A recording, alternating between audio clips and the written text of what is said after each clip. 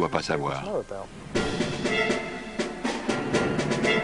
C'est dans ce cadre que se déroule l'histoire du best-seller de Dan Brown, Anges et démons. Est-il possible que des forces obscures tentent de détruire l'Église comme le suggère l'auteur? Les communautés secrètes sont apparues à cette époque pour réagir contre la présence dangereusement croissante de l'Église catholique. Un culte ancien pourrait-il ressurgir des ténèbres pour infiltrer le Vatican et faire assassiner un pape? Des papes ont été assassinés. Cette communauté secrète prévoit-elle de prendre le contrôle des gouvernements de ce monde? La priorité de toute communauté secrète est de régner sur le peuple pour qu'il devienne docile et utile, afin de l'asservir et d'en faire des animaux de laboratoire.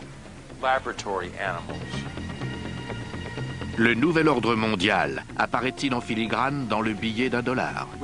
Le nouvel ordre mondial est inscrit sur notre billet, et pourtant la plupart des gens l'ignorent.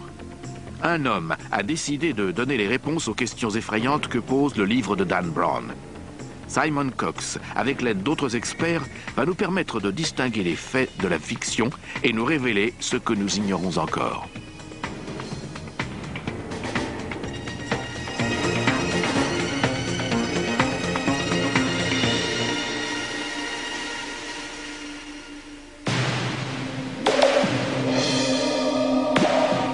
Rome, une cité qui autrefois régnait sur le monde occidental. Aujourd'hui, la ville est le centre culturel de l'Italie. C'est dans ce cadre que se déroule le roman de Dan Brown, Anges et démons. Rome est une ville étonnante, comme je n'en ai vu nulle part ailleurs. À chaque coin de rue, quelque chose de nouveau apparaît. C'est une sorte de manuscrit sur lequel se superposent des textes que l'on efface au fur et à mesure pour les réécrire. Rome est une superposition de couches, une cité profonde et infinie. Au coin d'une rue se dresse un immeuble moderne, construit sur les ruines d'un bâtiment romain, lequel repose sur des vestiges plus anciens encore. On n'en finit jamais de découvrir la ville. Mais sous les rues de Rome ne se cachent pas seulement des bâtiments anciens. Dans la cité où César a été assassiné, où Constantin a permis au christianisme émergent de s'établir, une nouvelle communauté menaçante aurait également existé, les Illuminati ou Illuminés.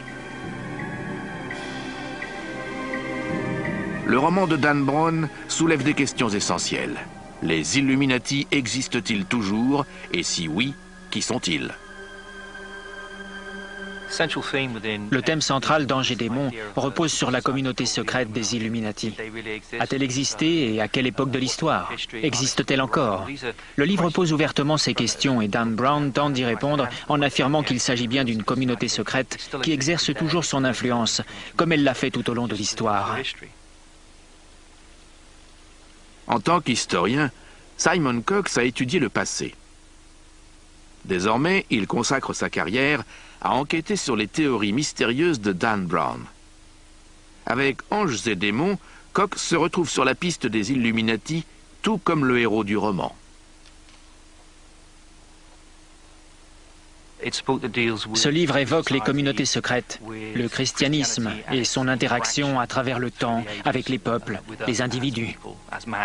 Il développe l'idée selon laquelle pourrait exister tout un pan caché des connaissances de l'illumination.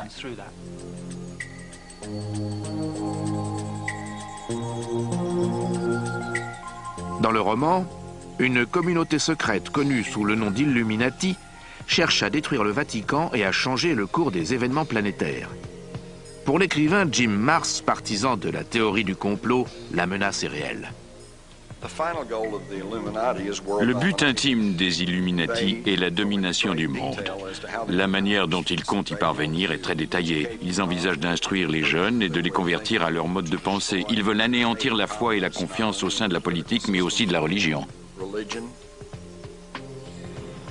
Les faits sont un peu différents que dans la fiction que Dan Brown met en avant dans Anges et démons. À travers mes recherches, j'ai pu constater que la communauté secrète des Illuminati a existé sous des formes différentes en France et en Espagne. Les livres d'histoire montrent que plusieurs groupes se sont appropriés ce nom à travers les âges. En Espagne, ils ont été persécutés et brûlés sur le bûcher par l'Église catholique à l'époque de l'Inquisition. Mais le mystère ne s'arrête pas là. Ce sont des groupes disparates qui n'ont aucun lien. Le terme Illuminati ou Illuminés, ou encore ceux qui voient la lumière, est assez approprié quand on y songe, pour des groupes qui veulent être éclairés. Mais à mon sens, il n'y a pas de preuve de l'existence d'une communauté secrète réunissant plusieurs groupes qui auraient traversé les époques et dont l'origine remonterait à l'Égypte ancienne. En revanche, nous savons qu'un groupe appelé Illuminati, qui pourrait encore exister à notre époque, est né dans les années 1770, en Bavière.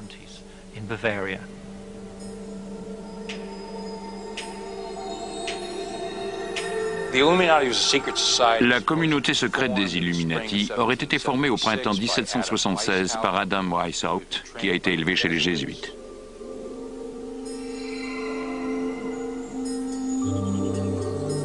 Devon Jackson est journaliste d'investigation pour l'une des plus importantes parutions de nos jours.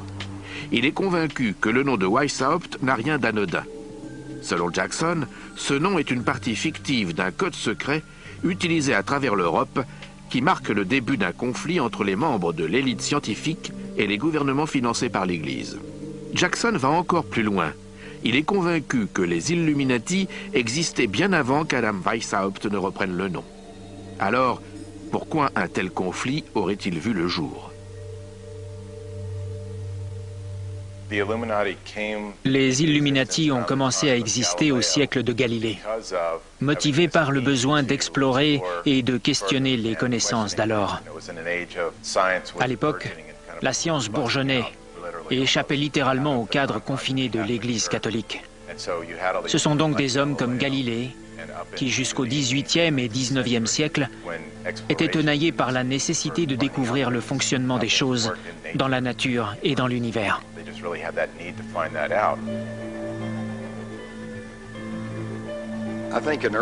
Au cours des siècles précédents, l'Église était vraisemblablement opposée à la science parce qu'elle craignait un conflit entre ses dogmes et la connaissance scientifique. Dan Brown a-t-il vu juste ? Les Illuminati pourraient-ils toujours exister ? Cherche-t-il à détruire les gouvernements nationaux ? Dans son enquête, Simon Cox est persuadé que le début de la réponse réside dans le titre même du livre de Dan Brown. Un titre qui pourrait nous mener droit vers les Illuminati. Selon moi, le titre « Anges et démons » correspond à l'étude que fait Dan Brown de la lumière et de l'obscurité. Il existe une dualité. D'une part, on ne peut pas affirmer qui sont les anges, s'il s'agit de l'Église ou de la science, puisque les deux s'affrontent dans le livre. D'autre part, les démons représentent-ils la science ou l'Église ? Le doute subsiste. C'est d'ailleurs, selon moi, ce qui a motivé le choix de ce titre astucieux. Anges et démons est un excellent titre qui résume parfaitement la dualité exprimée dans le livre, le thème des anges et les statues du Bernin qui représentent des énigmes tout au long de l'histoire. Dans Anges et démons, les Illuminati se réunissent secrètement à travers la Rome antique. Chaque lieu dissimule une piste clandestine que Dan Brown appelle le sentier de l'illumination et comporte de nombreux chefs-d'œuvre du Bernin qui apparaissent comme autant d'indices sur ce sentier subversif. C'est le cas de l'extase de Sainte Thérèse d'Avila, dont la main semble pointer dans la direction de ce sentier de l'illumination, lequel forme bizarrement une croix quasi parfaite au sein de la cité de Rome.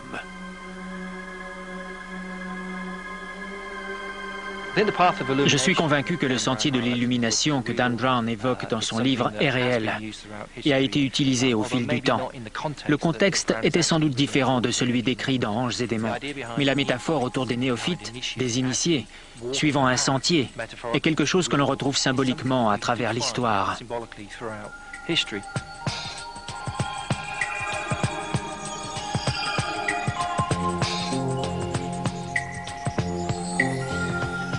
Ce sentier présumé part du lieu le plus connu de Rome, le Vatican. Un site qui accueille près d'une trentaine de millions de visiteurs par an. Il traverse ensuite le Tigre en direction de l'Est à Sainte-Marie de la Victoire. Au nord, la croix débute de l'église Sainte-Marie du Peuple et relie la place Navona. Mais pourquoi un groupe supposé combattre l'église aurait-il pris une croix pour délimiter ce sentier? Clive Prince et Lynn Picknett, co-auteurs de La Révélation des Templiers, ont recherché son origine mystérieuse. Chaque discipline religieuse évoque la part métaphorique de l'illumination. L'existence des Illuminati sous la forme d'un groupe, avec ses propres idées, ses rites initiatiques et ses coutumes abominables menant à l'illumination, reste encore à démontrer. Les débuts scientifiques, les rituels et la quête du pouvoir des Illuminati sont étroitement liés à la propre histoire mystérieuse du Vatican, lequel détient des documents secrets qui pourraient servir à détruire l'Église.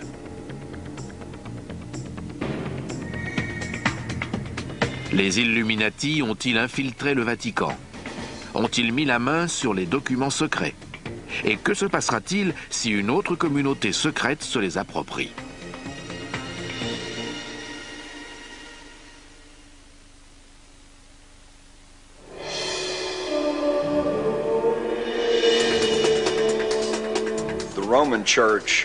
L'Église romaine est à l'évidence une des institutions les plus riches et les plus puissantes du monde, et ce, depuis des siècles. Car si l'on remonte au Moyen Âge, l'Église dirigeait tout.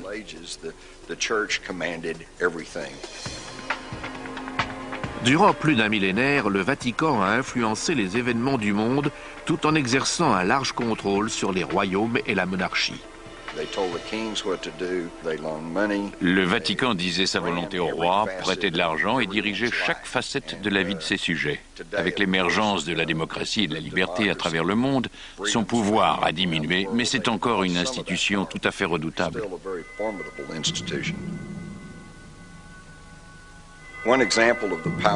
On a notamment pu mesurer la puissance de l'Église romaine dans les années 1980, lorsque le Vatican a pu ouvrir une ambassade à Washington, D.C. Cette ambassade existe toujours et les États-Unis entretiennent des relations diplomatiques avec ses membres. Bien qu'aux yeux de nombreuses personnes, cela remet sérieusement en question notre principe de séparation de l'Église et de l'État.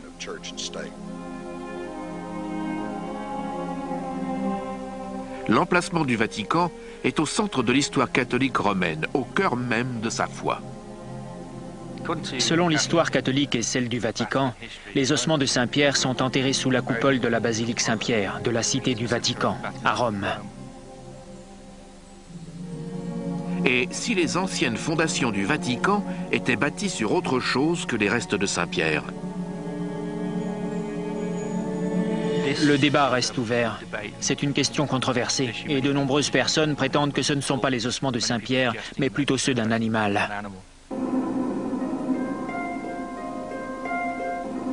Depuis sa fondation par Constantin le Grand, près de 400 ans après la mort de Jésus, le Vatican a été accusé de conspiration et de dissimulation en tout genre. Certains de ces secrets pourraient ébranler les fondations mêmes de l'Église. Il s'agit là d'informations qu'elle ne veut pas voir tomber aux mains d'ennemis, comme les Illuminati.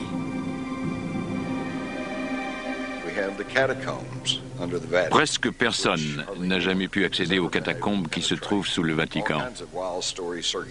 Toutes sortes d'histoires circulent à ce sujet. Il y aurait le corps momifié de Jésus-Christ, ou encore de nombreux objets susceptibles de donner une vision plus honnête et véridique des origines humaines.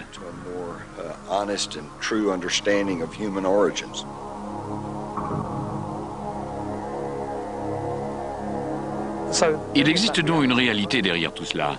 C'est un lieu secret pour de multiples raisons, la principale étant qu'il dissimule de nombreuses choses que le Vatican ne veut pas que le peuple découvre. Selon l'Église, le Christ a autorisé Saint-Pierre à ériger sa basilique pour l'éternité parce qu'il était le premier à voir l'ascension du Christ. C'est une sorte d'article de foi de l'Église catholique. Pourtant, il suffit de lire le Nouveau Testament pour découvrir que c'est tout à fait faux. La première personne à avoir vu l'ascension du Christ est Marie-Madeleine. Et le premier homme est Jean, et non Saint-Pierre. Alors, de quoi s'agit-il? Durant des siècles, ces questions n'ont pas été soulevées, par crainte de la persécution qu'elles risquaient d'engendrer. Elles concernent le cœur même de l'Église. Saint-Pierre était-il vraiment l'élu destiné à fonder l'Église? Son corps repose-t-il réellement au Vatican? Les premiers scientifiques ont été les premiers à poser ces questions. Face à la popularité croissante des autres religions, l'Église avait de lourds intérêts en jeu. L'Église catholique a adopté une position de détenteur unique de la foi. Il était hors de question que quiconque puisse croire en d'autres dieux ou que le panthéisme se développe. Le Dieu catholique était le seul envisageable. C'est la position que l'Église a adoptée au cours des 4 premiers siècles de son existence, à une époque où d'autres croyances se disputaient les âmes des peuples. Il fallait que l'Église domine toutes les autres foi en présence.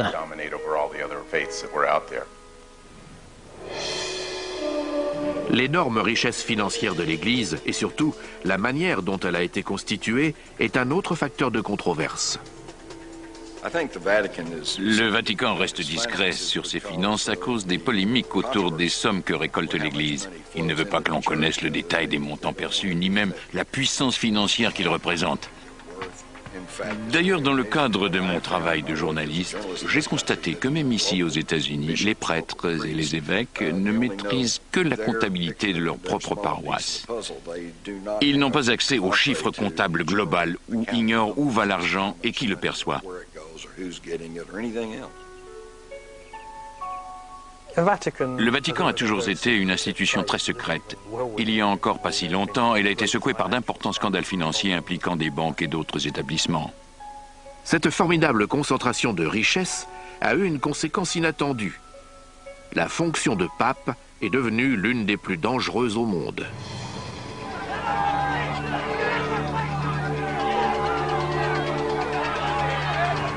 Si le livre de Dan Brown est centré sur l'assassinat fictif d'un pape, les recherches, elles, se basent sur des faits historiques réels. Peut-on assassiner un pape?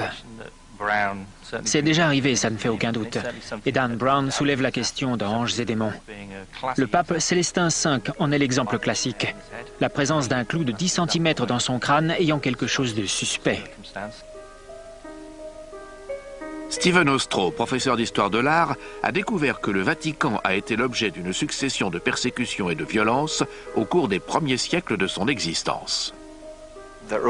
Les premiers papes étaient martyrisés parce qu'ils représentaient une tradition de la foi qui était contraire à la loi romaine. Si vous vous rendez à la basilique Saint-Pierre, par exemple, tous les piliers de l'édifice sont ornés des portraits des premiers papes, qui ont tous été martyrisés pour leur foi. Les pontifes ont été tués parce qu'ils représentaient des figures religieuses, mais également politiques. Il y a donc eu des intrigues, des empoisonnements, des meurtres et des martyrs. Mais depuis, disons, le XVIIe siècle, les choses se sont considérablement améliorées. L'Église s'est battue pour le pouvoir et la suprématie du monde, tout comme d'autres communautés secrètes. Les époques dominées par la crainte sont de bonnes époques pour l'Église. Toutes les communautés secrètes qui ont un impact négatif ont pour but de régner sur les masses afin de les asservir.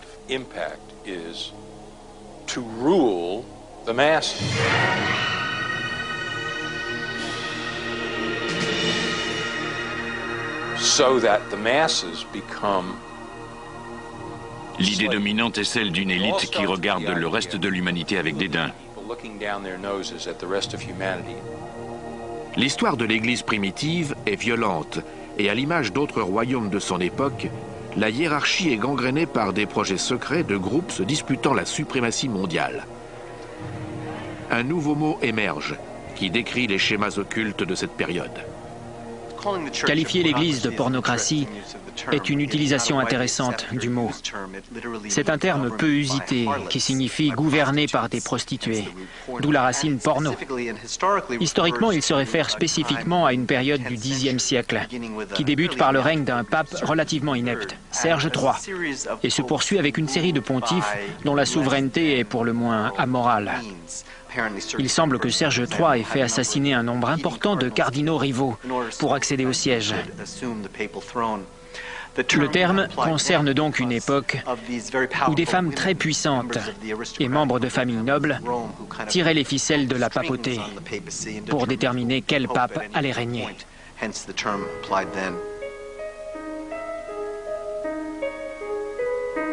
Il est dit qu'une grande partie de l'histoire de cette période sordide est conservée dans ce bâtiment des archives, situé à une centaine de mètres derrière la grande basilique du Vatican. Ce complexe tentaculaire est supposé renfermer la plus grande collection au monde de livres sacrés, dont certains n'ont pas été exhibés depuis des siècles.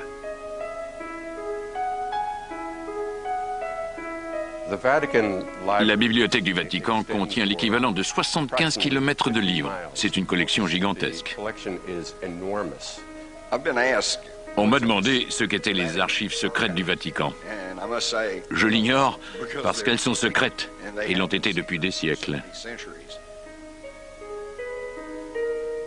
Dans Anges et démons, Robert Langdon parvient à voler un document historique des archives qui, selon lui, permettra de découvrir l'endroit où est séquestré le cardinal qui a été enlevé. Un tel larcin est-il possible ? Paul Williams est un théologien et l'un des rares chercheurs autorisés à franchir la sécurité rapprochée du Vatican pour étudier les archives. On ne peut pas y rentrer avec une veste ou un attaché-caisse. On ne peut même pas avoir un stylo à encre sur soi. La seule chose autorisée est un crayon à papier et un bloc-notes. Lorsque vous pénétrez dans les archives, un ecclésiastique vous apporte le document exact que vous avez sollicité, si vous avez obtenu l'autorisation. Il reste à vos côtés pendant que vous étudiez l'objet. Il y a des gardes et des concierges derrière vous. Il est donc impossible de dérober quoi que ce soit dans ce bâtiment, même si vous vous appelez Harry Houdini. Les mesures de sécurité draconiennes et l'accès limité poussent à se demander ce que le Vatican dissimule dans ses archives. Quels secrets se cachent le long des 75 km d'étagères ? Selon la rumeur, il y aurait des documents extraordinaires concernant la Seconde Guerre mondiale et l'implication, ou plutôt la non-implication du pape dans l'Holocauste et son manquement à dénoncer l'horreur des faits.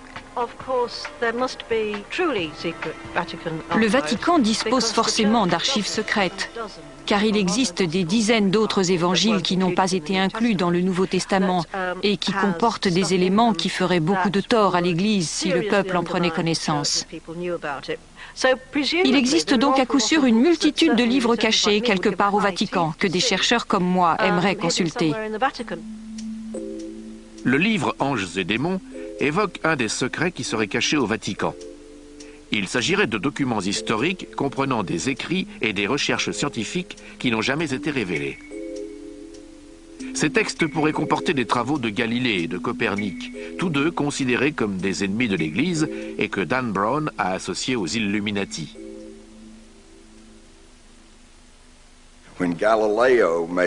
Lorsque Galilée a affirmé que la Terre, la Lune et toutes les planètes tournaient autour du Soleil, non seulement a-t-il bouleversé l'orthodoxie de l'Église romaine, mais il a sans doute éveillé la crainte que le peuple voue un culte au Soleil, comme au temps des religions primitives que l'Église cherchait désespérément à éradiquer.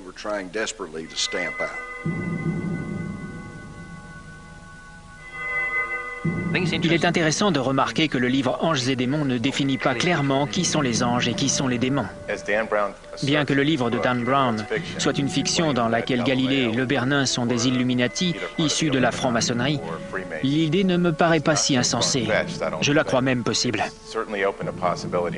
Entre le XVe siècle et le XIXe siècle, les groupes secrets ont connu un véritable âge d'or à travers l'Europe. La science et l'Église ont été en guerre durant des siècles. C'est un conflit qui remonte à l'origine même de la fondation de l'Église. Dès lors qu'une société comme l'Église catholique impose de manière inamovible ses dogmes et ses doctrines comme des vérités absolues, il semble inévitable que des hommes cherchent à les remettre en question. L'oppression du Vatican à l'égard de la science et de la connaissance a-t-elle favorisé la formation de communautés secrètes? Les Illuminati en font-ils partie? Les Illuminati sont probablement passés dans la clandestinité, comme la plupart des organisations persécutées. Les Illuminati sont apparus tardivement dans l'histoire de l'Europe. Mais d'où viennent-ils réellement? Selon certains historiens, ils seraient issus d'une puissante communauté secrète et légendaire, autrefois protégée par le pape, puis détruite sur ordre de ce dernier. Les moines guerriers de l'ordre des chevaliers du Temple. Mais ont-ils vraiment été éliminés?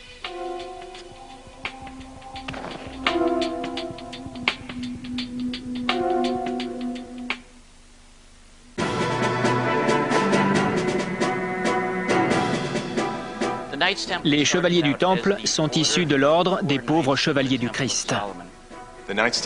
Les chevaliers du Temple étaient supposés être en possession du Saint Graal.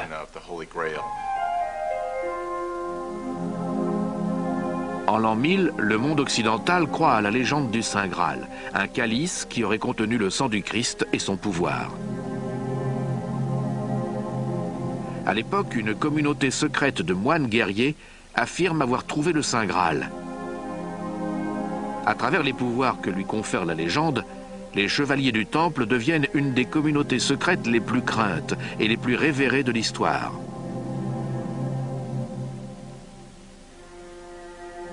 Les écrivains Stephen Ostrow et Devon Jackson, qui ont dédié des années de recherche aux chevaliers du Temple, les décrivent comme les premiers défenseurs du Vatican, avant qu'ils ne deviennent leur plus grande menace. Officiellement, ils étaient là pour protéger les pèlerins sur la route de Jérusalem. Ils ont élu domicile dans le temple de Salomon et vivaient dans les écuries. Pendant plus de 8 ans, ils ont entrepris des fouilles autour du temple.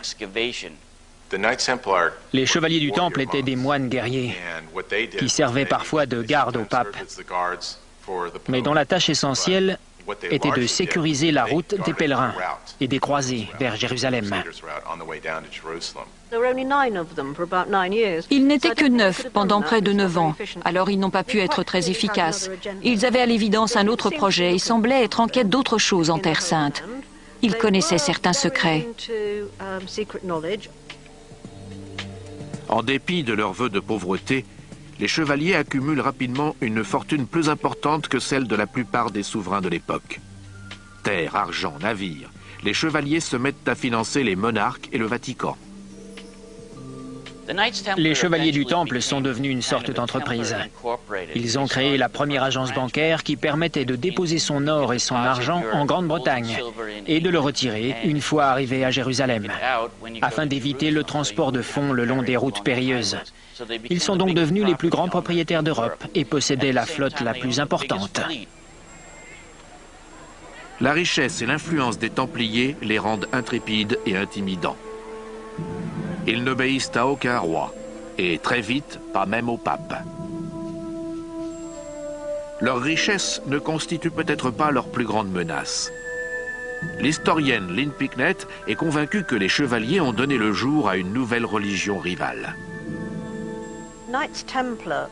Les chevaliers du Temple étaient accusés de cracher sur la croix lors de cérémonies occultes et de vouer un culte à une tête tranchée de barbu. Ils vénéraient cependant ouvertement Saint Jean-Baptiste. Alors, que cela signifie-t-il? Nous avons découvert que les chevaliers du Temple, lorsqu'ils étaient au Moyen-Orient, ont rencontré un groupe appelé l'Église de Jean d'Orient, qui était une communauté de Mandéens originaires de Judée ou d'Égypte il y a 2000 ans et composée de disciples de Saint Jean-Baptiste.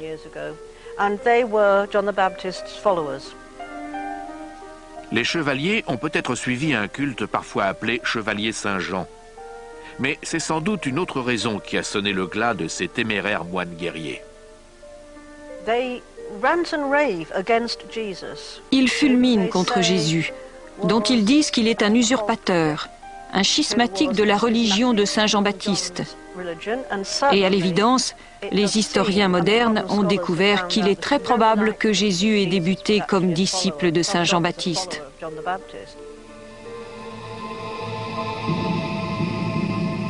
Quelle que soit la raison, les Templiers vont rapidement tenir des réunions clandestines dans des lieux secrets, à la manière du sentier de l'illumination que décrit Dan Brown dans son livre.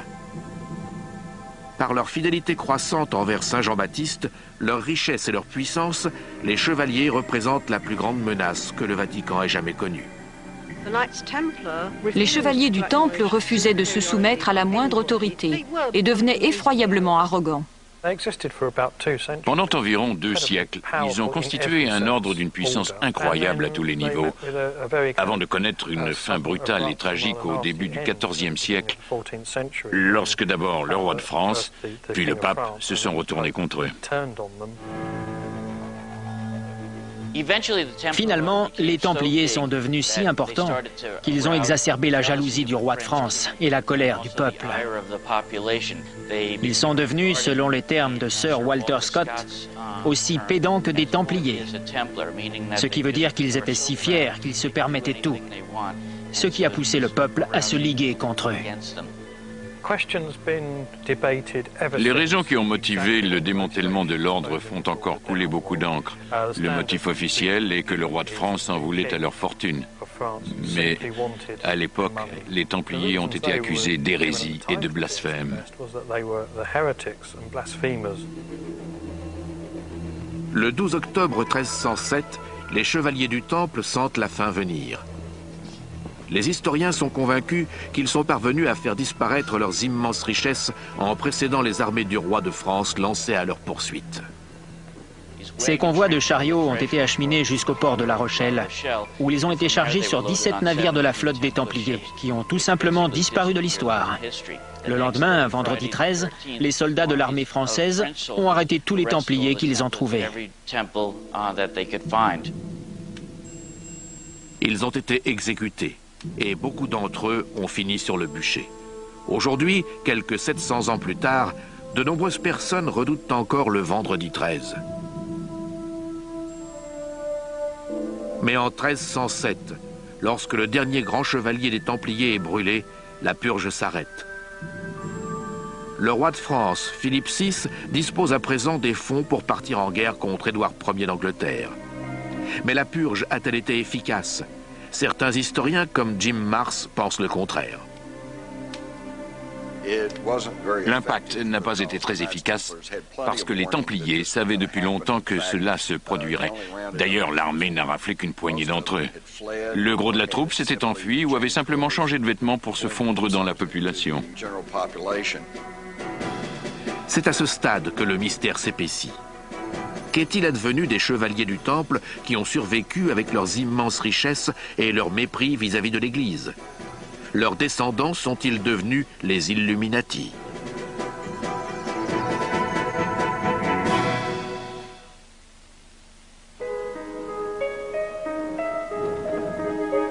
Une fois les Templiers soi-disant vaincus, à la fin du XIVe siècle, le Vatican redevient l'institution la plus puissante du monde. Mais au fil du temps, un nouveau danger vient menacer son hégémonie, la science.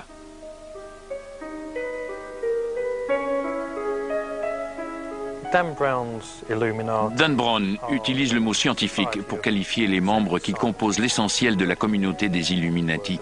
Mais ce n'est pas la terminologie qui était employée à l'époque. La confrérie s'est constituée au XVIe siècle afin que ces scientifiques puissent poursuivre et partager leur travail en secret du fait de sa nature. Betty Ann Brown, professeure d'histoire de l'art, est convaincue que les astronomes, les scientifiques et même les artistes ont été les premiers à remettre en question le point de vue du Vatican à l'égard de l'homme et de la nature. L'Église a fonctionné de manière à donner une certaine version du sens de l'existence, et les explications de la science sont souvent entrées en conflit avec le point de vue de l'Église. C'est sans doute pour cela que Galilée a représenté une menace, puisqu'il suggérait que la Terre n'était pas au centre de l'univers, mais qu'elle tournait autour du Soleil, remettant ainsi en cause le dogme catholique.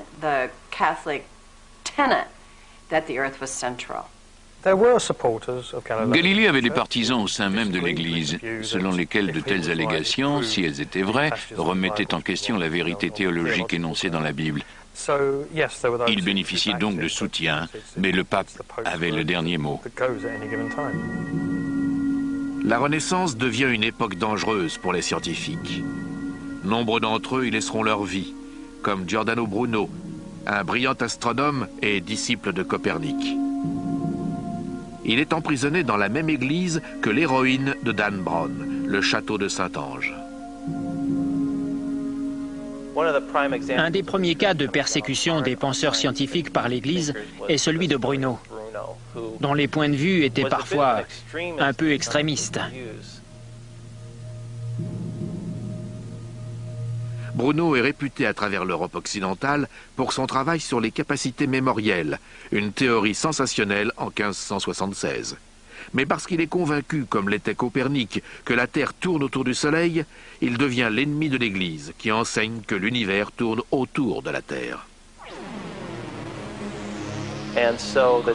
L'Église l'a donc fait arrêter et emprisonné pendant 8 ans, en s'efforçant de le convaincre d'abjurer ses allégations, ce qu'il refusa de faire. En 1600, il est donc brûlé sur le bûcher. Galilée aurait pu connaître le même sort. Tout comme Bruno, il passe en jugement à 2 reprises pour ses études scientifiques. Ces procès occupent une place centrale de l'intrigue d'anges et démons. L'histoire de Galilée est souvent mal comprise. Il y a eu 2 procès. Le premier s'est tenu en 1616 devant les représentants de l'Église parce que Galilée avait soutenu la théorie copernicienne selon laquelle la Terre tournait autour du Soleil et n'était pas au centre de l'univers. À l'époque de son premier procès, il avait été acculé par les scientifiques italiens. C'est donc en 1616 qu'il a abjuré et admis que Ptolémée avait raison de placer la Terre au centre de l'univers. Il est ensuite retourné à l'université où il a continué à enseigner que notre planète tournait autour du Soleil. En 1632, il est arrêté par l'Inquisition et son nouveau procès débute en 1633. On a souvent dit que Galilée a été contraint d'abjurer, séquestré dans un donjon et affamé, mais tout cela est faux. À l'époque de son procès, il vivait à la Villa Médicis, dans le luxe. Lorsqu'il s'est finalement rétracté, en 1633, le pape a annulé sa peine d'emprisonnement et lui a accordé une retraite financière jusqu'à la fin de ses jours, ainsi qu'un poste honorifique.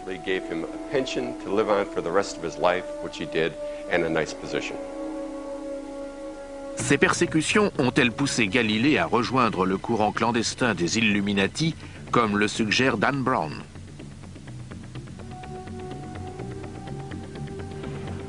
L'historien Clive Prince a la réponse. Galilée ne pouvait pas être un membre des Illuminati puisque le mouvement n'existait pas à son époque. Il n'existe d'ailleurs aucune preuve qu'il ait appartenu à une confrérie similaire, ni même qu'il ait été enclin à rejoindre une quelconque communauté de cet ordre. Cependant, un grand nombre d'artistes et de scientifiques de l'époque deviennent membres de communautés secrètes comme le prieuré de Sion, que les lecteurs du Da Vinci Code connaissent. Je crois pouvoir affirmer que Léonard de Vinci et Isaac Newton étaient tous 2 membres du prieuré de Sion. Mais de Vinci était versé dans différentes activités ésotériques. C'était une sorte d'esprit universel. Et il paraît donc plausible qu'il ait appartenu à une confrérie occulte. Ne serait-ce qu'à travers ses tableaux et ses dessins, dont le sens aujourd'hui encore nous échappe, et pourrait très bien indiquer son appartenance à une communauté secrète de quelque ordre. Dans Anges et démons, Dan Brown avance l'idée que des hommes comme les sculpteurs Le Bernin ou Raphaël ont pu appartenir à la communauté secrète des Illuminati. Mes recherches ont montré que ce n'était absolument pas le cas. Le Bernin et Raphaël étaient tous 2 très religieux. C'était une époque qui préfigurait le siècle des Lumières, un âge de raison, au cours duquel de nombreux scientifiques, comme Galilée, accédaient à des connaissances qui échappaient aux compétences de l'Église catholique. Leur rationalisme et leur approche scientifique élargissaient considérablement leur champ de vérité. Les scientifiques de la Renaissance ne sont pas les seuls à chercher à élargir le champ de la vérité. Cette bataille pour la suprématie de la planète dure depuis longtemps. Comment mène-t-on un tel combat?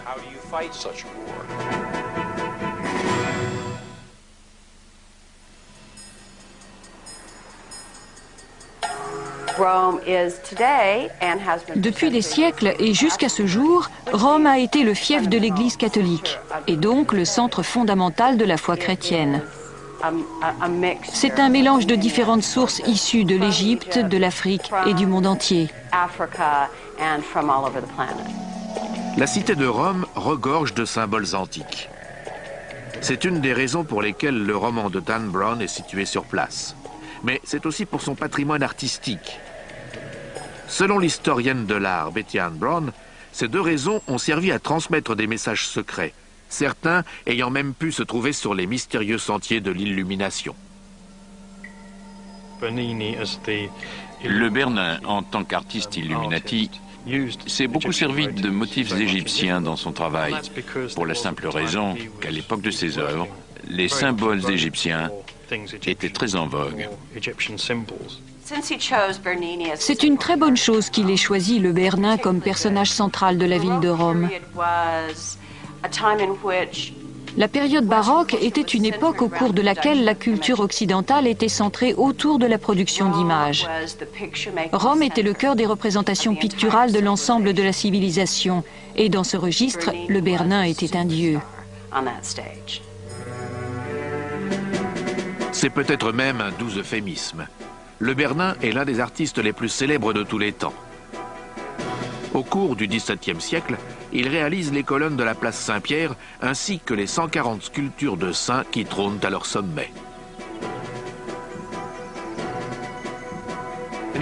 Il est possible que le Bernin ait introduit certains symboles dans la plupart de ses œuvres, ainsi que des idées que l'Église aurait pu interpréter comme opposées à son point de vue de l'époque. Mais tout comme Raphaël, la symbolique est la marque du Bernin. Son travail artistique ne fait qu'incorporer les nouvelles idées scientifiques d'un Copernic ou d'un Galilée.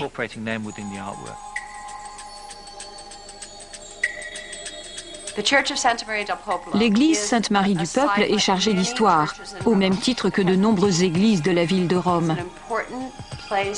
Si le Bernin est le maître des Illuminati, cet édifice est un lieu important pour la confrérie secrète, puisqu'elle comporte deux de ses sculptures, celle de Daniel et celle d'Havakuk, avec un ange. L'ange est venu dire à Havakuk de venir en aide à Daniel et pointe dans une direction. Havakuk résiste un instant et pointe dans l'autre direction. Dan Brown se sert de cette sculpture pour suggérer que l'ange désigne l'indice suivant. C'est donc un premier pas fondamental vers le sentier fictif des Illuminati.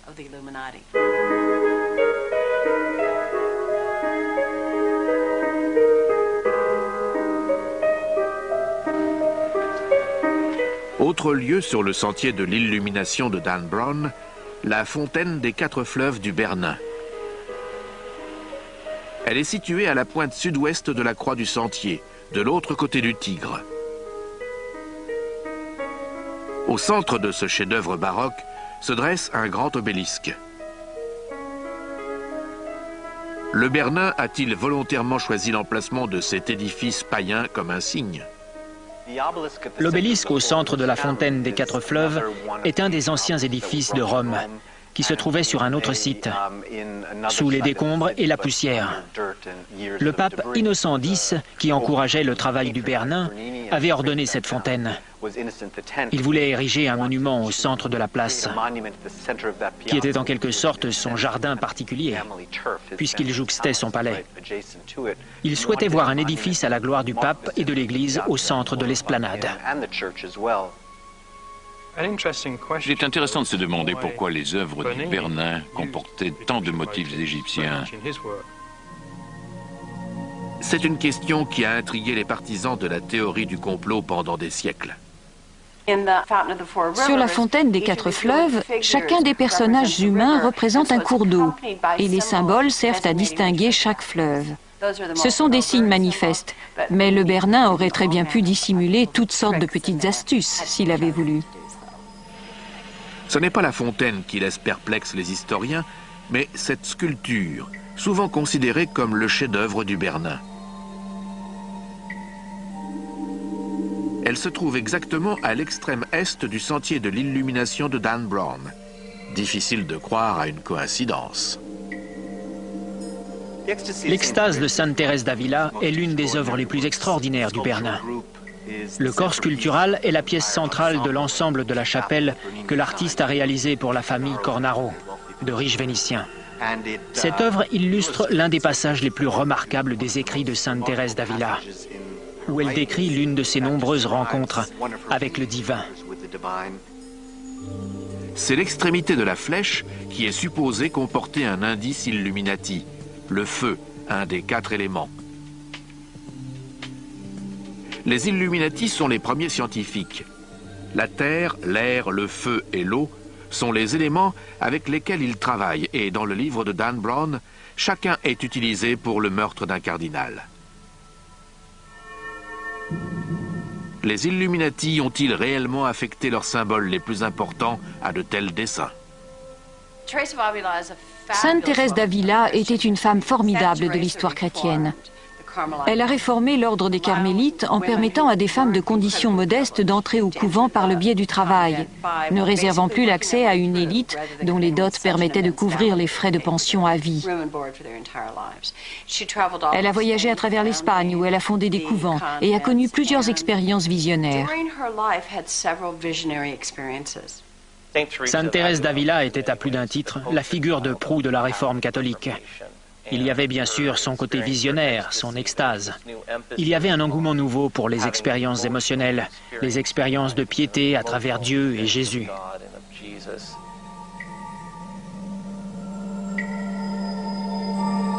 Le Bernin a survécu à 8 papes, 8 bienfaiteurs, ce qui lui a permis de créer la plupart des œuvres les plus précieuses du Vatican, dont la célèbre place Saint-Pierre. Mais un autre artiste de la Renaissance pourrait bien avoir glissé le même genre de message secret dans son travail, Raphaël. Cette fois, il ne figure pas sur des obélisques ou des flèches de feu. L'un d'entre eux se situe à l'une des extrémités de la croix délimitant le sentier de l'illumination.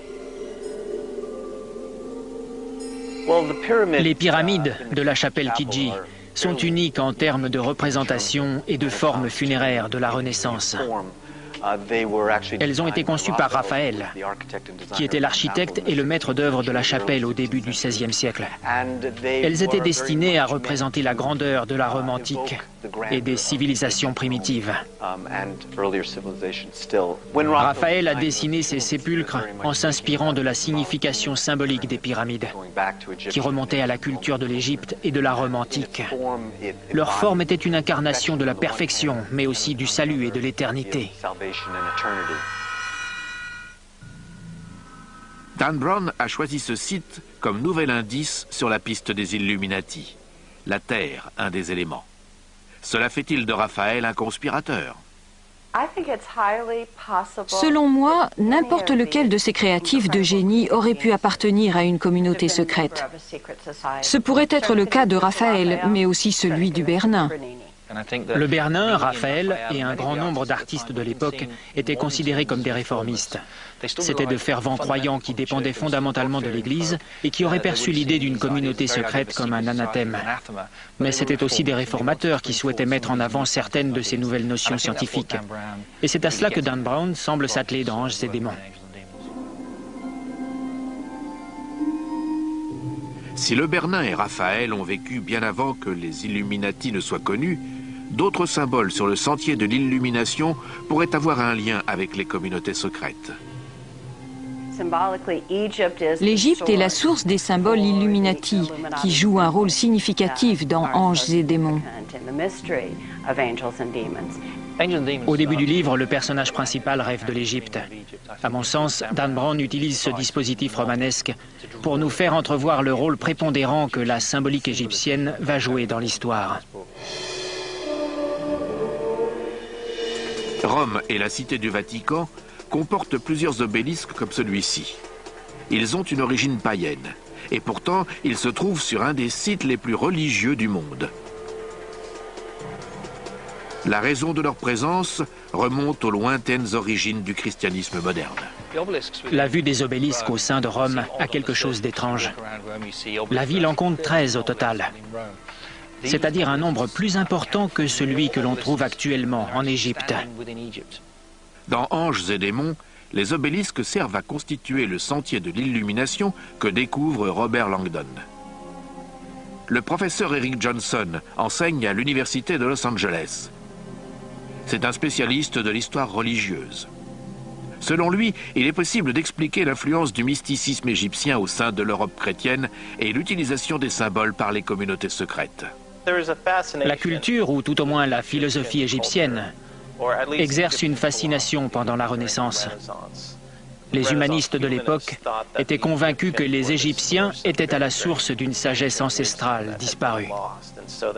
Il y a donc une volonté de retrouver cette connaissance et cette sagesse antique. L'obélisque de la place Saint-Pierre pèse environ 180 tonnes. Il a donc fallu construire un solide coffrage qui puisse l'accueillir et le transporter sur une chaussée, ne serait-ce que de quelques centaines de mètres. C'était une entreprise colossale qui a mobilisé des milliers d'hommes et de chevaux pour déplacer un tel monument.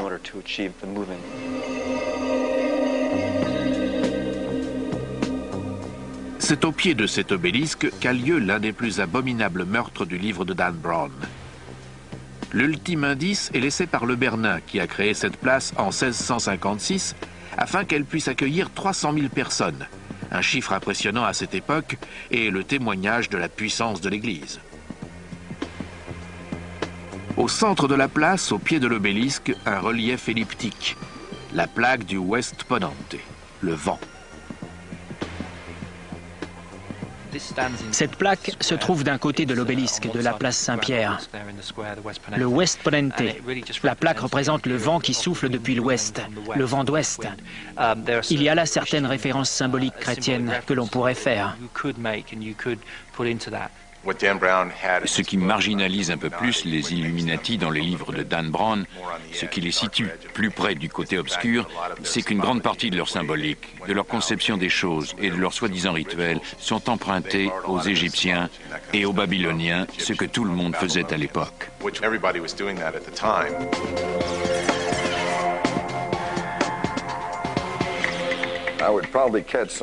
Au risque de choquer, il faut admettre que lorsqu'on étudie la Bible, qui est le livre sur lequel se fonde le christianisme, on découvre que c'est un patchwork d'anciennes traditions orales, de vieilles histoires. Prenons l'exemple classique de Noé qui accueille les animaux sur son arche. Ce récit remonte aux tablettes sumériennes qui datent d'au moins 4000 ans avant la Bible. Pourtant, les tablettes sumériennes comportent exactement le même récit. L'Église s'est approprié de nombreux symboles.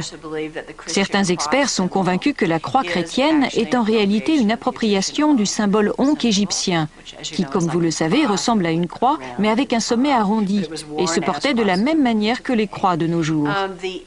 L'image du Christ en bon berger, le jeune homme gardant les moutons, est également un symbole emprunté à des temps anciens. La religion égyptienne et le christianisme moderne, tel que nous le connaissons de nos jours, ne diffèrent que très peu. La religion égyptienne était fondée sur le symbolisme. On peut également considérer que le christianisme est une religion basée sur le symbolisme. Le symbole de la croix, par exemple, est le plus connu du monde contemporain. Cependant, les experts estiment qu'il existe une différence fondamentale entre le christianisme et la religion égyptienne. La croyance dans le dualisme, notamment dans la notion de bien et de mal. c'est un thème récurrent du livre Anges et démons, qui décrit également parfaitement le combat épique qui oppose l'Église à la science, les Illuminati à la religion organisée. Les Égyptiens ne voyaient pas les choses en termes manichéens, en noir et blanc, mais à travers une palette de gris. Il fallait que les deux coexistent. L'ordre et le chaos devaient se côtoyer. Horus et Seth, ces deux personnages du panthéon des dieux égyptiens, doivent cohabiter afin que le monde soit un lieu accompli. Pour les chrétiens, il existe un bon Dieu et un diable. L'un est parfaitement bon et l'autre est parfaitement mauvais. Seth lui-même, le dieu de l'Égypte antique, n'était pas complètement mauvais. Il avait sa place au panthéon des divinités et aussi dans le bien-être des hommes. Il représentait cette part de chaque homme et femme, l'équilibre. Les Égyptiens étaient très axés sur l'équilibre, ce qui n'est pas le cas du christianisme. La religion chrétienne se définit clairement en termes manichéens, ce qui n'a rien à voir avec la notion d'équilibre. Il y a le paradis et l'enfer, Dieu et le diable. Il s'agit donc à proprement parler de faire son choix. Vous êtes avec nous ou contre nous? Et ce sont ces éléments du christianisme qui constituent une différence fondamentale avec l'identité religieuse égyptienne des premiers temps.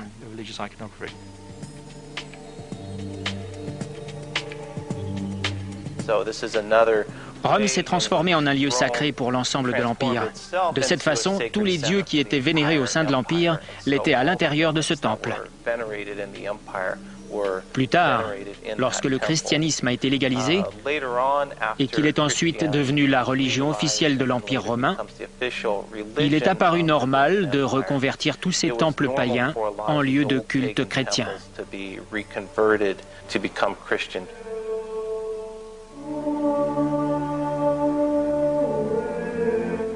L'un de ces temples païens est devenu l'une des plus célèbres basiliques de Rome, le Panthéon. Des centaines de milliers de touristes s'y rendent chaque année. Pourtant, peu d'entre eux savent que lorsqu'ils lèvent les yeux, c'est pour contempler un trou de démons. À présent, ils seront sans doute nombreux à y voir un repère Illuminati. Le Panthéon a une large ouverture dans sa coupole. C'est une fausse piste qui mène Langdon et Victoria à la tombe de Raphaël. Ce soi-disant trou de démons dans la toiture du temple est un nouvel exemple de récupération d'un symbole païen transformé en symbole chrétien. Une nouvelle expression du dualisme du bien contre le mal. Ils sont persuadés que l'un des meurtres va se dérouler sur les lieux. Mais ce n'est pas le cas. Ce qui est intéressant, c'est qu'ils introduisent l'idée du trou du démon à ce stade de l'histoire en l'assimilant au toit du Panthéon. L'historien Simon Cox est persuadé que le sentier de l'illumination a au moins une raison d'être réel. Le sentier de l'illumination que Dan Brown évoque dans son livre est réel et a été utilisé au fil des temps. Le contexte était sans doute différent de celui décrit dans Anges et démons. Mais la métaphore autour des néophytes, des initiés suivant un sentier, est quelque chose que l'on retrouve symboliquement à travers l'histoire.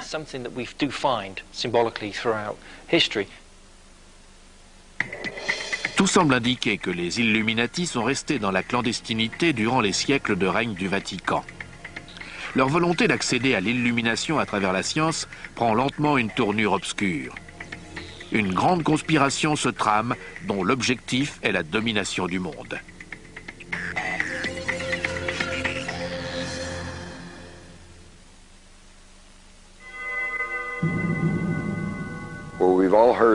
Nous savons tous que la connaissance mène au pouvoir, mais la connaissance occulte est encore plus puissante.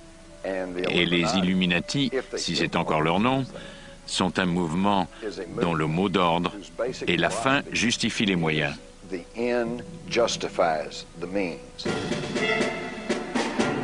Les partisans de la théorie du complot ont confirmé que les Illuminati contemporains représentent aujourd'hui une puissante entité à travers le monde, même si leur appellation a changé. Ils feront tout pour mener à bien leur projet. Ils tueront, détruiront, mentiront, escroqueront, voleront, peu importe. C'est une menace efficace, car ils se feront passer pour n'importe quoi. Des libéraux, des conservateurs, des fascistes, des communistes, des démocrates, des républicains, ils sont tout ce qui leur permet de poursuivre leurs desseins. C'est une puissante conspiration secrète d'une grande efficacité. Les partisans de la théorie du complot comme Jim Marrs et Paul Williams prétendent que l'appel aux armes des Illuminati est survenu lors de la formation de la confrérie secrète la plus controversée de ces 3 derniers siècles, les francs-maçons. Une ancienne secte de bâtisseurs et de maçons qui pourrait remonter à l'ancienne Égypte. Le terme franc-maçon est franco-anglais. Il est issu de la contraction du mot libre et de maçon, désignant ceux qui travaillaient à la construction des édifices. Lorsqu'ils n'ont plus eu le droit d'être des Templiers, ils se sont regroupés. Leur communauté ne rassemblait pas que des maçons, mais tous les corps de bâtiment. Ils ont formé des loges, et ainsi, lorsqu'un frère maçon venant d'une autre loge se présentait dans une ville, ses pairs avaient le devoir de l'héberger, de le nourrir, et dans la mesure du possible, de lui donner du travail. Pour d'autres, comme le journaliste d'investigation John Rapoport, les chevaliers du Temple sont simplement passés dans la clandestinité sans jamais disparaître. Mais à présent, il prétend que les chevaliers ont ressurgi et probablement infiltré la franc-maçonnerie.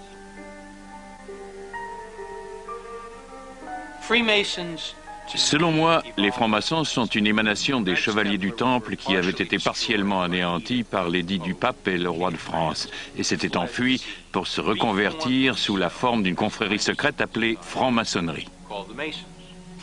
Ils se sont affranchis de leur passé de Templiers afin que personne ne découvre qu'il s'agissait d'une reconstitution. Lorsque les chevaliers du Temple sont rentrés de la Terre Sainte avec leurs nouvelles richesses et les connaissances qu'ils avaient acquises, ils se sont mis à travailler en étroite collaboration avec des confréries de maçons. Ces confréries se serraient les coudes à la manière d'un syndicat et travaillaient en collectivité à l'édification de cathédrales et d'églises. Ce sont donc les confréries de maçons qui sont à l'origine de la franc-maçonnerie. Mais la franc-maçonnerie en tant que confrérie a survécu très longtemps. Compte tenu du fait que, bien qu'elle n'ait jamais affronté directement l'Église, cette dernière redoutait énormément cette conviction d'essence gnostique, selon laquelle on pouvait accéder à la connaissance par soi-même. Les francs-maçons deviennent les ennemis du Vatican, comme les Templiers avant eux. L'Église les considère comme une menace à sa souveraineté. L'Église a condamné la franc-maçonnerie à plus de 17 reprises. Elle a mis la confrérie hors la loi et les fidèles qui deviennent francs-maçons risquent l'excommunication. On ne peut pas être à la fois catholique et franc-maçon. Depuis son origine, la franc-maçonnerie est un affront à l'Église catholique. Aux États-Unis, on estime que les francs-maçons se sont implantés dès la Révolution. Plus encore, l'écrivain Jim Marrs et d'autres sont convaincus qu'ils sont très vite devenus des acteurs politiques du jeune gouvernement. De leur propre aveu, les francs-maçons ont joué un rôle très important. La Boston Tea Party aurait été organisée par les membres d'une loge maçonnique qui, une fois leur tenue achevée, se seraient habillés en indiens avant de jeter la cargaison de thé dans le port de la ville de Boston. La proportion de francs-maçons parmi les pères fondateurs des États-Unis risque de surprendre bon nombre de personnes. Aux États-Unis, lors de l'époque coloniale, la franc-maçonnerie était le nerf de l'économie. Dans de nombreuses villes, il fallait devenir franc-maçon pour faire des affaires. Lorsqu'il est arrivé à Philadelphie, Benjamin Franklin a vite réalisé qu'il lui fallait rejoindre cette confrérie s'il voulait que la ville fasse tourner son journal et ses presses d'imprimerie. John Hancock savait qu'à Boston, où un tiers de la population dépendait de lui en matière de revenus, il pouvait se fier à ceux qui étaient francs-maçons et ne donnait donc pas de travail aux profanes. Dans une lettre rédigée par son frère, George Washington apprenait qu'en devenant franc-maçon, il lui serait plus facile de trouver des chantiers. Parmi les 57 signataires de la Déclaration d'indépendance des États-Unis, plus d'une cinquantaine étaient connus pour être des francs-maçons. Le rôle éminent de la franc-maçonnerie dans la formation des États-Unis ne fait donc aucun doute. Il s'agit peut-être d'un hasard, mais la formation des Illuminati en Bavière coïncide exactement avec la constitution de l'État américain. Les Illuminati ont-ils découvert une communauté secrète particulièrement bienveillante à leur égard au sein de la jeune nation américaine? Les Illuminati ont été fondés au cours de l'année 1776, un 1er mai. Un mois qui par la suite deviendra en quelque sorte celui du communisme international. On les appelait les détenteurs de la lumière, Illuminati pour illumination, la connaissance de soi ou du monde à travers la lumière. En réalité, il y a eu plusieurs groupes Illuminati. Le plus connu est celui de Bavière, dont la devise « Liberté, égalité, fraternité » n'est pas sans rappeler quelque chose. Ils ont joué un rôle fondamental dans l'esprit des pères fondateurs des États-Unis. Une fois la franc-maçonnerie solidement établie en Europe et aux États-Unis, les Illuminati commencent à étendre secrètement leur pouvoir en infiltrant les loges maçonniques.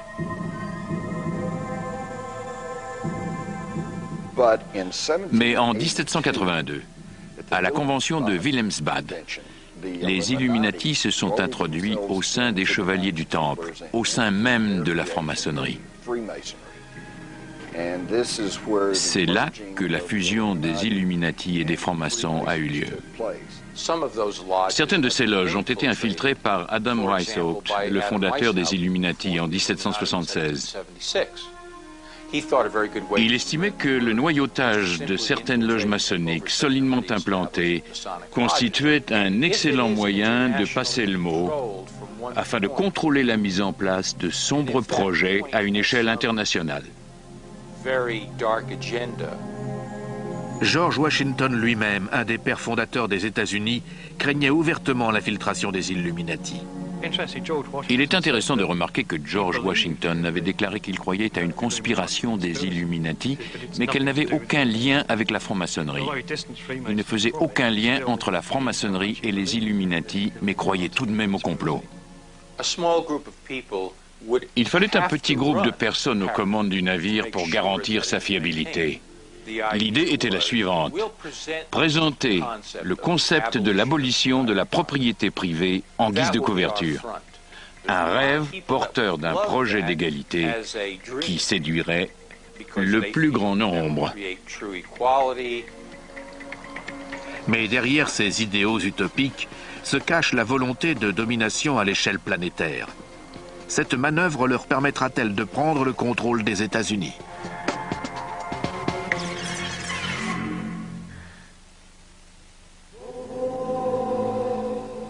Alors que les francs-maçons illuminés étendent leur emprise sur le monde, le pouvoir, l'influence et la richesse de l'Église catholique romaine déclinent lentement.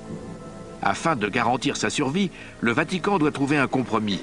Certains observateurs affirment que le Saint-Siège a passé un pacte secret avec le diable. D'autres estiment que ce compromis est responsable de la résurgence des assassinats du pape. Le traité de Latran, passé avec Mussolini, puis l'arrangement secret entre Hitler et le Vatican, démontrent clairement que les fascistes et l'Église ont passé certains accords avant la Seconde Guerre mondiale sur une base de non-agression réciproque. C'est la raison pour laquelle l'Église n'a jamais dénoncé avec force les atrocités perpétrées par Hitler et les nazis.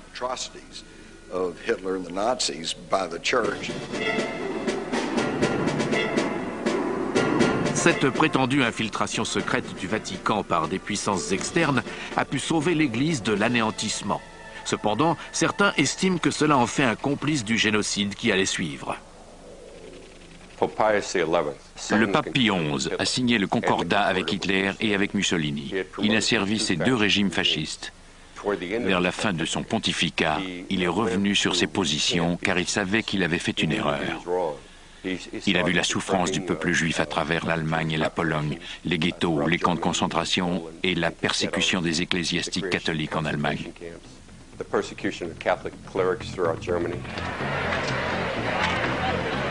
En 1939, le pape Pie XI ne peut plus respecter l'accord clandestin qu'il a passé avec Mussolini, le dictateur italien, et décide de séparer l'Église du pouvoir fasciste. Ce sera sa dernière décision.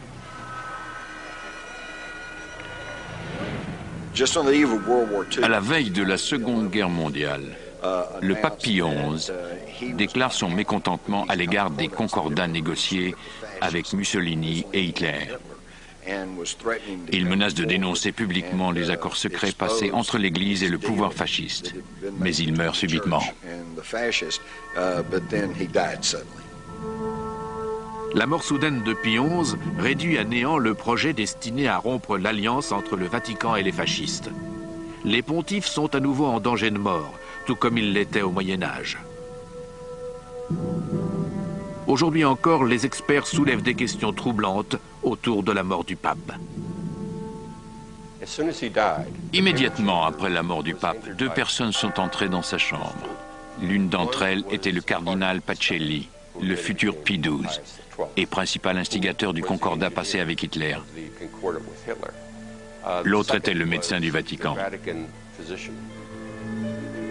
Le cardinal Pacelli et le médecin du Vatican ordonnent immédiatement que le corps du souverain pontife soit embaumé. L'Église n'a encore jamais autorisé cette pratique auparavant. Par ailleurs, le Vatican interdit de pratiquer l'autopsie du corps, ne faisant qu'accroître les soupçons. La mort de Pie XI demeure encore un mystère à ce jour. Il y a de bonnes raisons de croire qu'il a été empoisonné par les fascistes italiens. Mais comme dans la plupart des complots, c'est en obscurcissant les faits que l'on préserve le mystère et non en s'efforçant d'occulter la vérité. Les affirmations et les démentis entraînent une telle controverse que le peuple finit par se lasser et se désintéresser. Ce n'est pas la dernière fois au cours de l'histoire récente que les scandales liés au secret, aux manigances et aux morts mystérieuses du Vatican éclaboussent l'Église. Le 5 mai 1998, les titres de la presse italienne font l'effet d'une bombe. La violence s'est emparée du Vatican. Derrière ces murs, l'une des cités les plus secrètes et les mieux gardées du monde, un meurtre a eu lieu. Le 4 mai 1998, une religieuse traverse la caserne de la garde suisse du Vatican et découvre les corps d'Alois Estermann, commandant de la garde, de son épouse, Gladys, et d'un jeune caporal-chef, Cédric Tornet. Quelques heures plus tard, le Vatican déclara que le jeune caporal-chef a tiré sur le commandant et son épouse, avant de retourner l'arme contre lui. Qu'est-ce qui se cache derrière ce crime horrible? Le Vatican a-t-il été infiltré? S'agit-il d'un vaste complot destiné à renverser l'Église? Dan Brown n'aurait pas pu mieux décrire la manière dont l'affaire a été étouffée. Ce n'est que 4 heures après la découverte des corps que le Vatican a annoncé que, selon la version officielle, le caporal-chef avait tué le commandant et son épouse avant de se donner la mort dans un accès de folie. On n'a jamais su sur quoi se fondait cette conclusion. La nature brutale du communiqué du Vatican concernant le meurtre au sein de la garde suisse ne fait qu'enflammer l'histoire. Les journaux italiens ne disposaient que des quelques lignes du communiqué du Vatican. C'est de là que tout est parti. Ce qui apparaît en surface comme un crime étrange dans une des sociétés secrètes les mieux protégées du globe a sans doute une origine plus politique qu'il n'y paraît. Cédric Tornet a été présenté par le Vatican comme un aliéné, un alcoolique et un toxicomane. Mais en réalité, c'était un garde suisse typique. Il était dévoué au pape et avait juré de lui sacrifier sa vie si nécessaire. Il voulait devenir un des gardes du corps de sa sainteté et toutes les espérances qu'il nourrissait se sont avérées de pures illusions.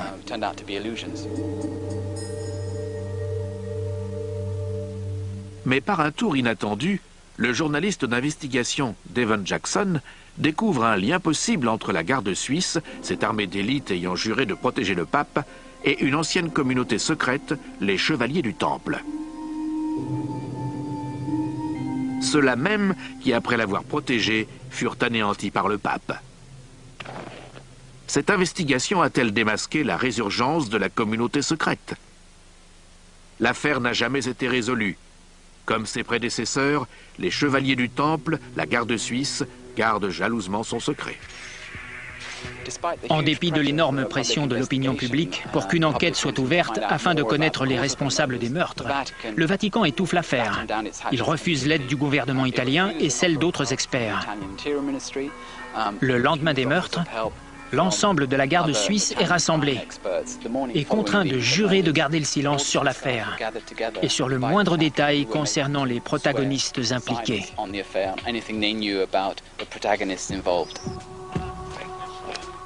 Si les meurtres tendent à fragiliser la réputation de la garde suisse, son dévouement éternel envers le pape demeure incontestable. À plus d'un égard, elle est aussi secrète que le Vatican. La garde suisse est une institution secrète, comme tous les services au sein du Vatican. Ces hommes doivent prêter serment de loyauté envers l'Église, ce qui, par extension, concerne également les intérêts de l'Église en toutes circonstances. Bien que Dan Brown décrive la garde suisse comme une armée privée d'élite dans Anges et démons, les experts ont une toute autre opinion. Il est plus approprié de décrire la garde suisse comme une attraction touristique, un tigre de papier plutôt qu'une force d'intervention d'élite. À cause de leurs relations tangibles avec le Vatican, certains soupçonnent même que des ennemis de la papauté comme les chevaliers du Temple ont infiltré la garde suisse il y a des siècles. Lorsque les chevaliers du Temple ont délaissé leur tunique et se sont mêlés à la population, il paraît logique qu'ils aient cherché à infiltrer des postes de pouvoir, à rejoindre la garde suisse autour du Vatican et des communautés secrètes. Ils ont certainement noyauté un grand nombre de milieux. Selon la rumeur, le Vatican a toujours eu un service secret. Ce n'est pas un service de renseignement tel que nous le connaissons dans les pays occidentaux, mais un réseau d'information. Un réseau prodigieux car il se fonde sur les prêtres. En Italie et à travers le monde et sur toutes sortes d'institutions religieuses qui transmettent un flot d'informations vers le Vatican. Mais le système a ses faiblesses. Le terrorisme en est une.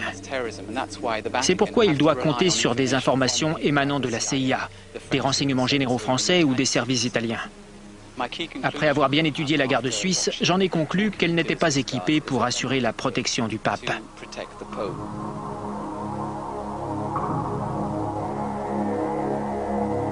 Le terrorisme n'est peut-être pas la plus grande menace qui pèse sur le Vatican. Les communautés secrètes ont-elles infiltré l'Église? Certains en sont persuadés et pensent que la piste financière mène à d'autres meurtres au sein du Vatican. Peut-être même à celui d'un autre pape.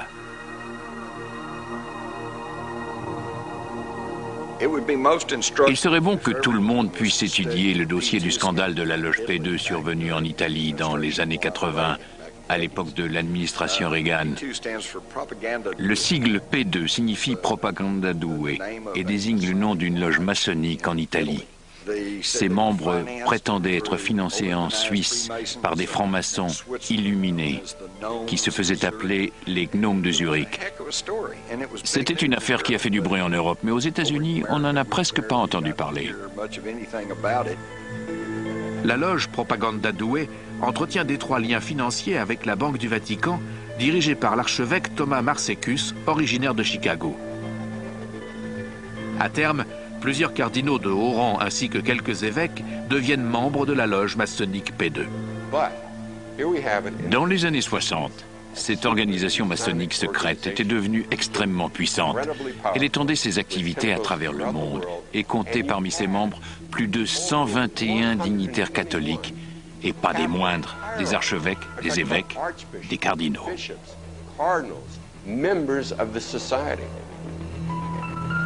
Élu en 1978, le pape Jean-Paul Ier découvre les liens entre le Vatican et la loge P2. Il lance une investigation, mais mourra avant de la voir aboutir.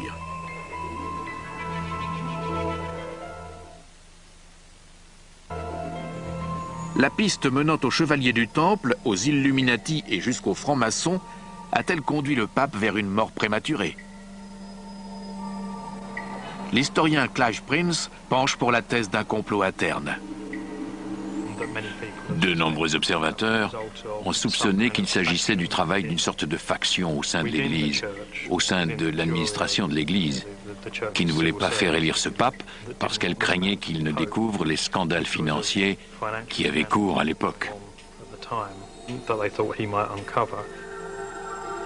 Quelques années après la mort de Jean-Paul Ier, le Vatican est balayé par l'affaire de la banque Ambrosia, le plus gros scandale financier du monde qui débouchera sur une nouvelle mort étrange.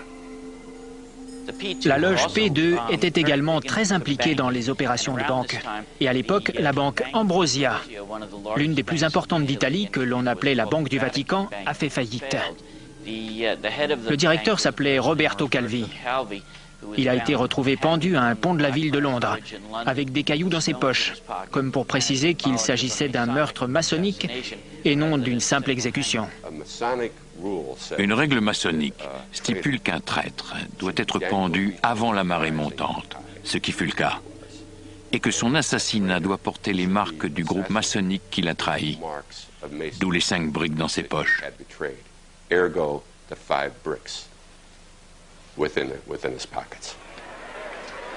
Dans Anges et démons, le meurtre du pape est une fiction.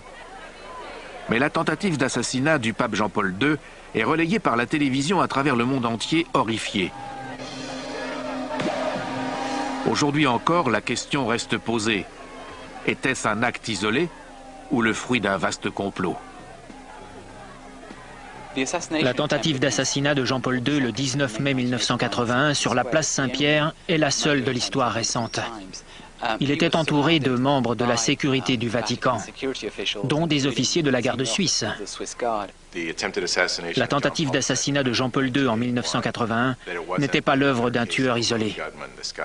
Cet homme, Ali Agca, qui était musulman, était plus ou moins lié au KGB, à travers une obscure filière bulgare.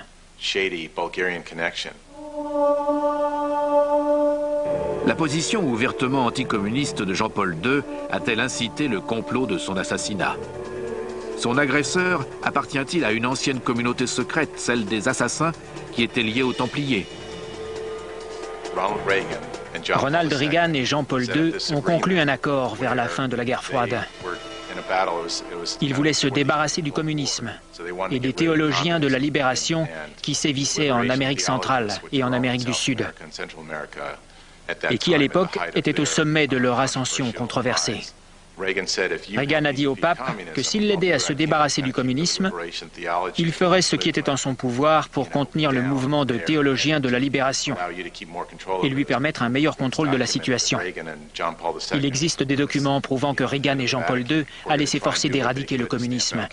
Il est donc normal que l'Union soviétique se sente menacée, au point peut-être de passer par cette connexion bulgare pour supprimer le pape. S'il y a eu un complot destiné à tuer Jean-Paul II, le secret du Vatican a parfaitement étouffé l'enquête au sein de l'affaire. En 1981, lorsque les autorités italiennes ont essayé d'obtenir des informations sur les éléments autour de la tentative d'assassinat de Jean-Paul II, elles se sont heurtées au refus catégorique de l'Église de livrer la moindre information aux magistrats. À tel point que le procureur italien a accusé le Vatican de mettre une pierre tombale sur son enquête. Mais la menace ne pèse pas que sur le Vatican. Les Illuminati auraient infiltré les francs-maçons et, outre-Atlantique, dans une Amérique prospère, ces derniers ont fait preuve d'une étonnante capacité à infiltrer le gouvernement des États-Unis jusqu'à atteindre le sommet de la pyramide. C'est à se demander quel président américain n'était pas franc-maçon. De Franklin Roosevelt à George Bush, de Harry Truman à Reagan, la liste n'en finit pas. Presque tous les présidents l'ont été. C'est amusant de voir qui ont été ou qui sont les francs-maçons. L'astronaute Buzz Aldrin, John Wayne, Bob Hope, W.C. Field. C'est à se demander ce qu'ils tirent de la franc-maçonnerie. C'est une confrérie, et c'est justement là que le bas blesse. Franklin Roosevelt est de ceux qui a atteint le plus haut degré maçonnique. Il a mis longtemps à gravir les échelons. Gerald Ford a sans doute été nommé à titre honorifique, mais certains initiés estiment qu'un tiers des présidents américains étaient francs-maçons.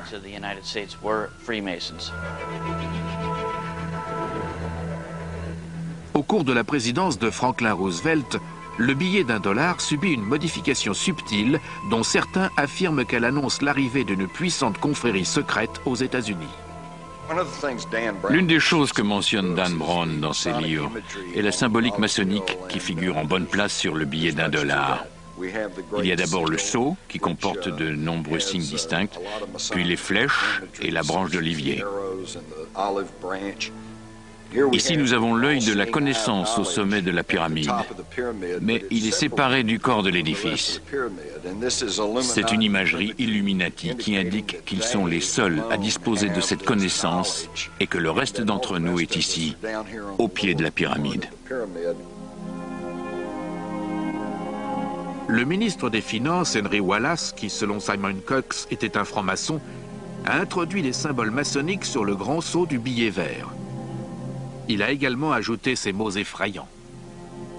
Le terme Novos Ordo Seclorum signifie Nouvel Ordre Mondial. Les francs-maçons parlent de Dieu, du grand architecte. Autrement dit, nos billets de banque évoquent un ordre nouveau, et pourtant la plupart des gens n'en savent rien. Le billet vert n'est peut-être qu'un début de preuve que le gouvernement de la plus grande nation libre a été infiltré à travers les Templiers, les Illuminati et à présent les francs-maçons. Le monument de Washington est un obélisque qui a la forme d'une structure égyptienne, dont la signification est essentiellement identique.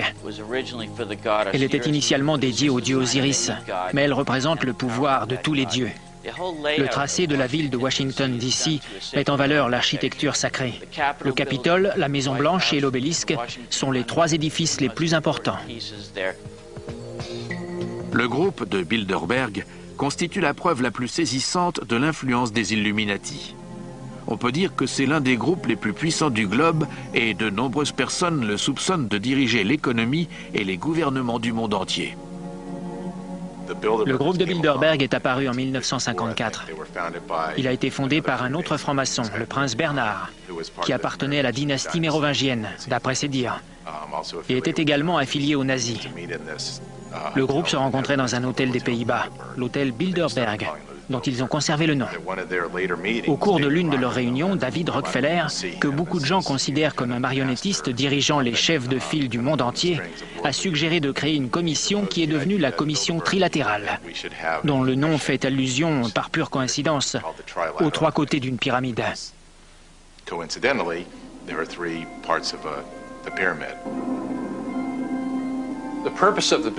L'objectif du groupe de Bilderberg était une Europe unie qui débuterait par un marché commun.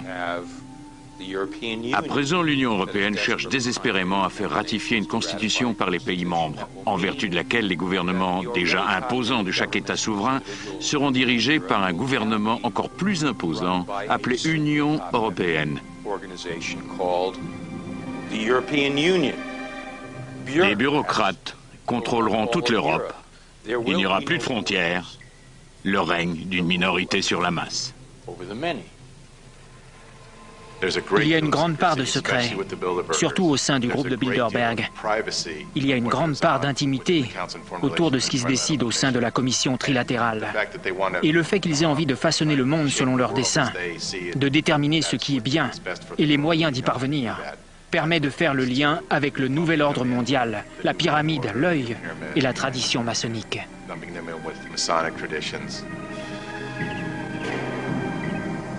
À la fin du roman Anges et démons, le Vatican est sauvé. Mais le combat opposant la science à l'Église se poursuit-il de nos jours?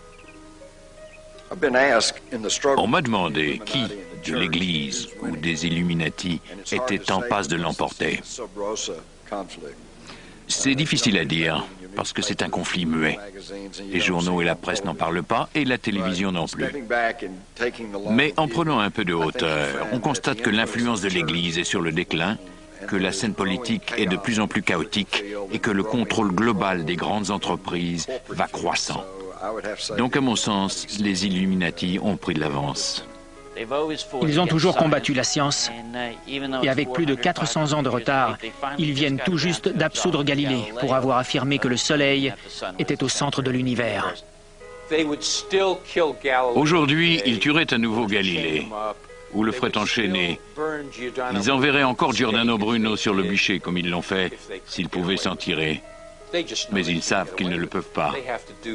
Il leur faut trouver d'autres moyens, c'est leur espoir, c'est leur plan, leur stratégie. Soutenir des situations dans lesquelles le chaos peut régner. Les Illuminati exercent-ils toujours le pouvoir à travers les communautés secrètes? Luttent-ils toujours pour un nouvel ordre mondial? C'est une guerre pour le contrôle de la planète qui dure depuis longtemps. Comment gagne-t-on une telle guerre? Et qui finira par l'emporter?